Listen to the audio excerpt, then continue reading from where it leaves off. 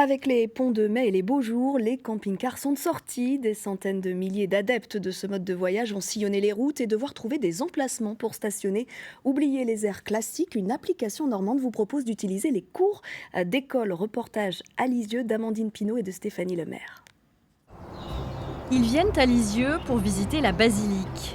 Mais les touristes ne sont pas tous logés à la même enseigne. En ville, les camping-caristes sont généralement cantonnés aux aires de stationnement situées en périphérie où règne bitume et promiscuité. On mange, on va faire un petit tour et après on s'en va. On ne restera pas ici. Quand on vient de visiter une ville, on aime bien pouvoir vite en sortir et puis trouver un endroit accueillant et puis au calme. Et si je vous dis dans une école, vous seriez prête? Ah bah oui, forcément je serais prête. À Lisieux, depuis février, le collège privé ouvre sa cour au camping-car pendant les week-ends et les vacances scolaires.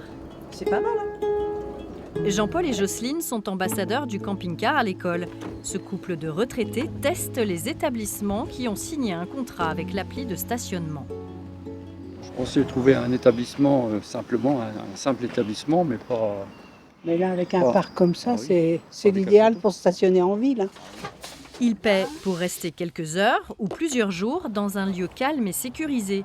Mais ici, l'eau et l'électricité ne sont pas fournies, les camping-caristes doivent être autonomes et laisser place nette. Au démarrage, le responsable de l'entretien du collège avait quelques doutes.